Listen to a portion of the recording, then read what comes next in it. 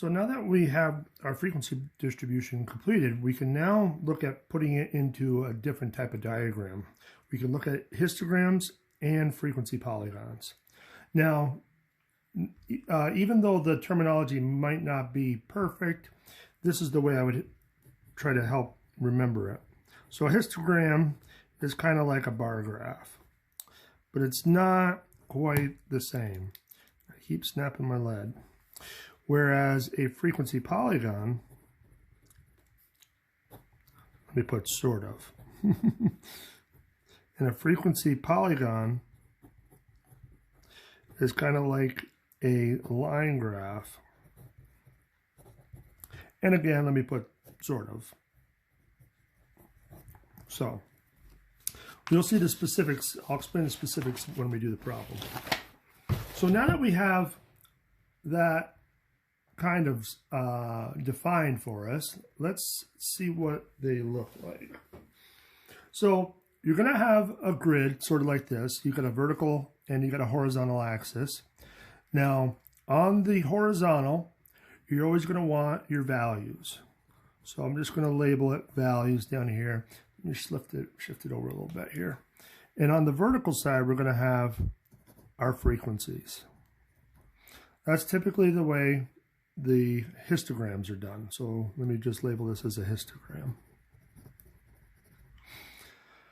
So now what you want to do is just start to label some of the scale and the axes for your histogram. So if we have our values, now the way it's going to work is because we want the bars to be in your histogram, we're going to label the center of the bars. So in this case, the first value is going to be 0. Then we got 1 and 2 and 3 and 4 and 5. On the vertical scale, we need to go all the way up to the highest frequency. So let's go back. Highest frequency was 10. So we want to make sure we get all the way up to 10. Now the way this is done, I kind of have these squares already in here. So we got 1, 2, 3, 4, 5, 6, 7, 8. There's only 8 boxes. So if we want to get up to 10, we're going to have to scale it by something other than ones. So in this case, if we go by 2s, we should be in good shape. So each dash now will be by 2s. So 2, 4, 6, 8, all the way up to 14, which we don't need to go that high, but that's just to label each dash. So that's the hard part. Now we just have to draw our bars. So again, there's kind of guiding lines in here to help with the drawing. It doesn't have to be super perfect, but you know, it doesn't hurt to be neat either. So the first bar was 10. The next one was 7. So we're going to have to go halfway in between. And then it was 6. And then it was 4, 2, 1. So the next one is 4, and 2, and then 1. And there's your histogram. So the one major feature I would encourage or point out is that the bars are always touching in a histogram. That's the major difference between a histogram and a bar graph. So excuse me. Bars must touch. So, so the bars always touch each other. In a bar graph, the bars are actually separate and they stand alone. They don't touch each other. So that's the major difference. Now with the frequency polygon, a lot of it is going to stay the same. I'm just going to abbreviate here. The vertical scale especially, that's going to stay the same as it was on the histogram. So we'll go by 2s and label that.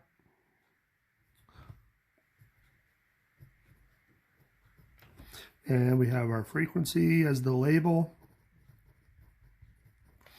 On the bottom here, we still got our values.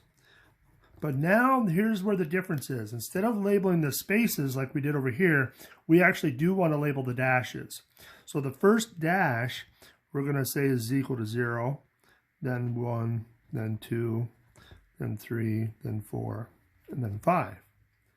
So you label the spaces on the histogram, you label the dashes on your frequency polygon.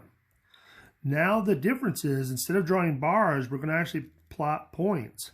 So above the 0 line, we're going to put a dot across from 10, and then we're going to go and put a dot across from 7, and then 6, and then 4,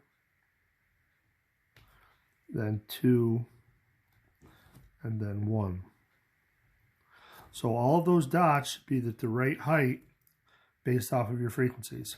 So next, you're just going to connect the dots.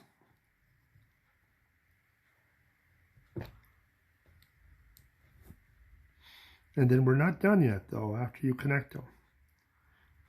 So again, we want a polygon. If it's a polygon, remember, by definition, a polygon is a closed shape with straight lines for its sides.